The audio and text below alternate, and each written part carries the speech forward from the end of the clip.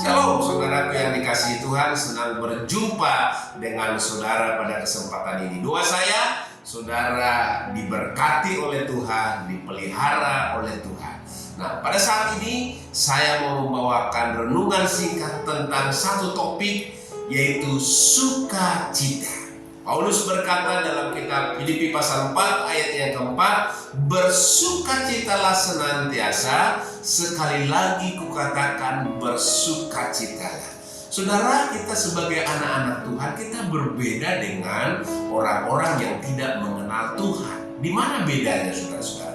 Persoalan boleh sama, pergumulan boleh sama, tetapi kita harus hidup di dalam sukacita.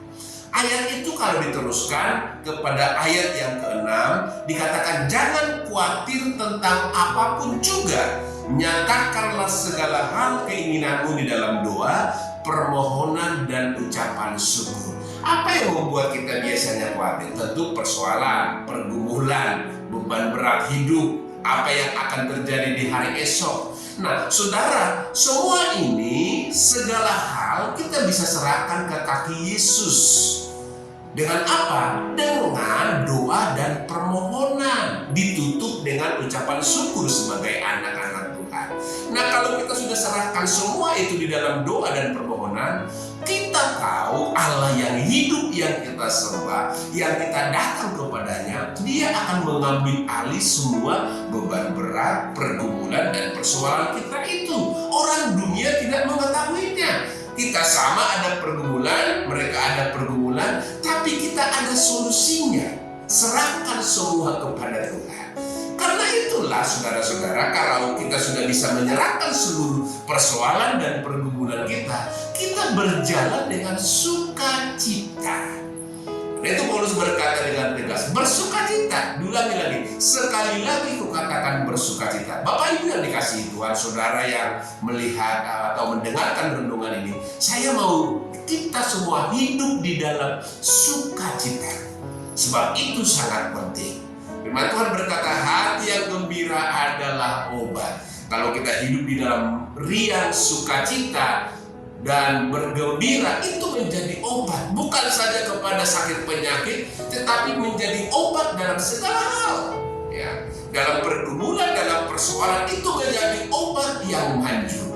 Saudara yang dikasihi Tuhan, bagaimana kita mendapatkan sukacita? Sembari kita menyerahkan pergumulan, persoalan kita di dalam doa dan permohonan, betul, kita datang kepada Tuhan, di hadapan Tuhan itu tersedia sukacita yang berlimpah. Saya baca ayatnya, Mazmur 16 ayat 11 bagian B.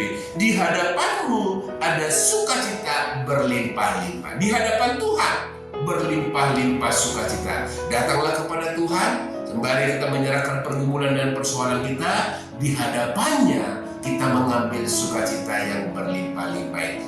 Karena itu saudaraku, pesan firman Tuhan pada saat ini, semua kita anak-anak Tuhan harus hidup di dalam sukacita. Terpujilah nama Tuhan. Mari kita berdoa. Bapa di dalam surga, kami berdoa supaya kami semua yang mendengarkan renungan pada saat ini hidup di dalam sukacita. Karena kami tahu Tuhan mengambil alih semua pergumulan, persoalan, beban hidup kami. Engkau gantikan dengan sukacita. Terpujilah namamu Tuhan, biar kami hidup di dalam terang kebenaran firman-Mu. Pada saat ini topiknya adalah kami hidup di dalam sukacita. Di dalam nama Yesus kami berdoa dan mengucap syukur. Haleluya.